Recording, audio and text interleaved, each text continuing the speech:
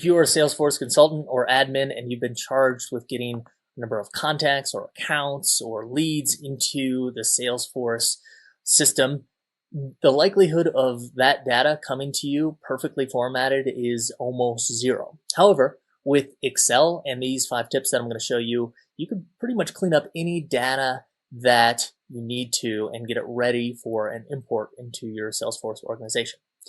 So the first one that I want to show you is how to split text.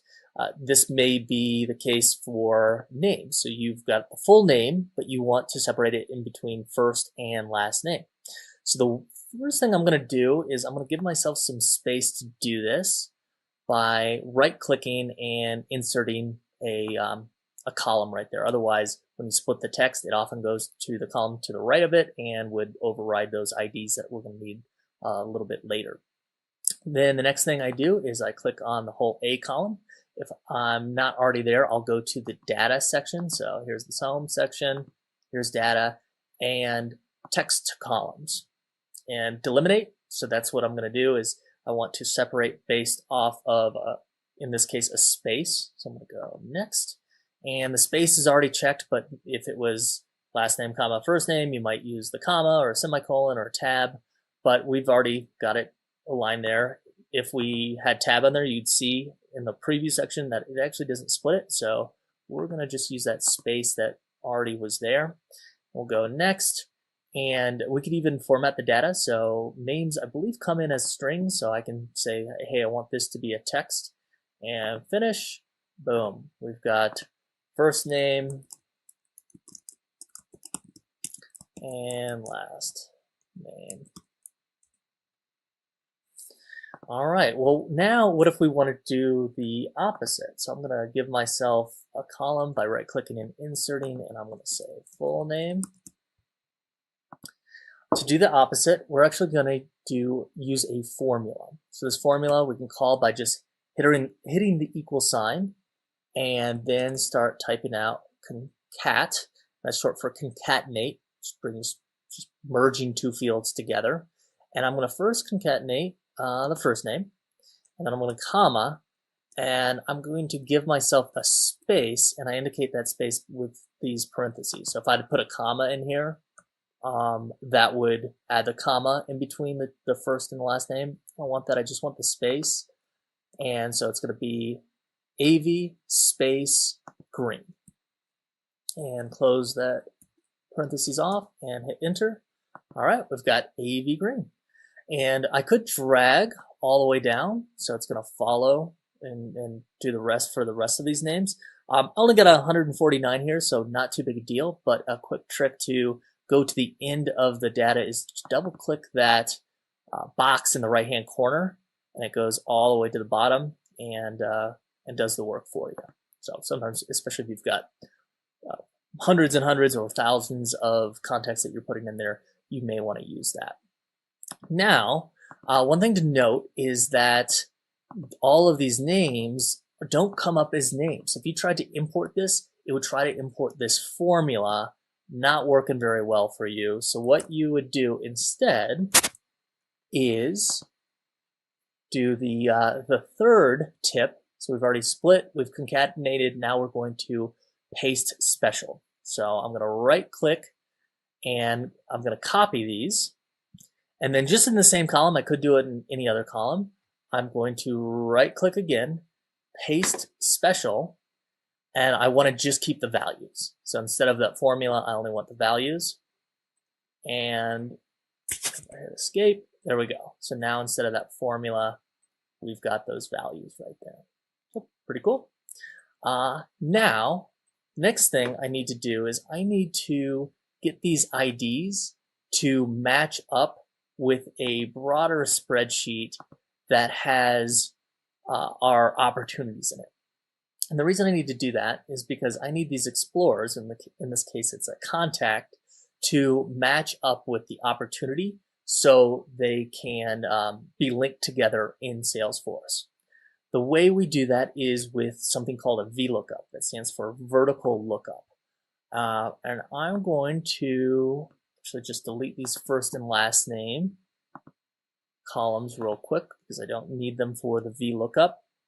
And I'm going to pop over to the Explorer ID section, delete that formula that was there prior, and I'm going to go to my formulas and insert. I could use the equal sign, but I find for the VLOOKUP, I enjoy inserting the function and using the formula builder right here.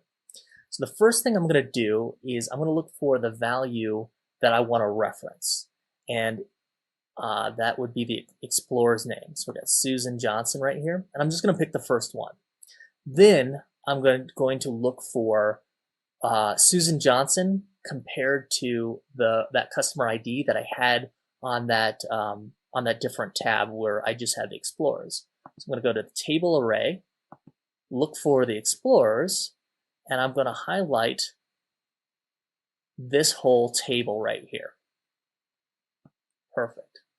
So I've got that explorers column in there. And then the next thing I want is the column to index. So you notice with the explorers, it has column 1 and column 2. So I'm going to pick, don't want to go over there. I'm going to pick column 2, and there, showing you, it's throwing me off. So you won't have to go back and forth to explain anything to anybody. And then the relationship, you can use 0 for false if it has to be an exact match, or 1 for true if you do want it to be a exact match. So I'm going to put false right here. So it doesn't need to be exact match, but it needs to be pretty close. It even tells us right here, okay, we've actually got a result for that first one. So we'll go done. Perfect. All right. So now all we need to do is do the same thing with Nicole and Benjamin and all the rest of them. However, we need to make one little change to this VLOOKUP. We need to look at this table, and we need to say, hey, this table needs to be fixed. We want to fix the rows and the values so we can compare it to the Explorer. Because otherwise, if we dragged it down, it may work for a few of them. And here, I'll show you. I'll close the formula builder and show you that it will work for some, but I'll get some missing ones. Because what it's doing is it's using a relative value. So when we go down to B20 and we're looking at that, it's moving down to that to lower on the table. Every time we move down, it's going down as well. So we need it to be an absolute value. And the way we do that in Excel, and I'll just go back to the very top formula right here, is by putting dollar signs in front of the A1 and the B149. So they're going to be fixed right here. That's how we fix them. And we'll use that same corner box trick as I did before. I'll double click on that. Boom, it fixed all of our little errors right there. All right, so that's the VLOOKUP. If you didn't get that the first time, that's all right. I didn't either. It takes you a few goes to get that perfect, but I find the formula editor works well for me. And added bonus, if your reference, if that table that you're referencing is not in the same Excel sheet, that's all right. You can do it with 2 different Excel sheets. And if you need to look to reference both vertical and horizontal data, so you've got a table that is both vertical and horizontal, you can use something called an XLOOKUP. But I've found I don't quite need those. I wonder why that's. Let's see if that fixes. All right, we're not going to worry about. We're not going to do 2 VLOOKUPs because I want to show you the last thing, which is to change formatting type. So I'm going to copy this data that could be ready for a data loader upload, minus the price book entries right there. And I'm going to give myself a new spreadsheet, and I'm going to paste it in here, paste this information in here. And I need to just make sure that all of the data is the right data type. So right in here, we've got sales price.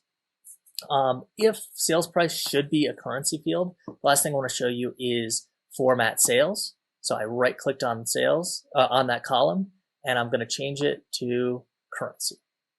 Just say OK right there. If you're uncertain what type it needs to be, if it's date or currency or string or text or number, generally default to text if you're uncertain. But you can always look it up if you know you're looking for like an opportunity. Google SOAP API, opportunity, or whatever object you're trying to look for. And that way you can reference what type it is. So account ID or amount. Okay, amount is currency. Or close date is going to be date. So you can just find out what data type is needed for an upload and use that. So that's my 5 tips for cleaning up data, splitting columns into text, concatenating, so taking 2 different columns and making it one, special paste, so if you've got a formula or something else that you want to get rid of, you can paste the values only, VLOOKUP to relate one table to another row, and change format type by right-clicking and looking for the SOAP API to make sure you're getting the right types in there. So hopefully this is helpful. A little longer, but might be a good one to review right before your next data upload. Take care.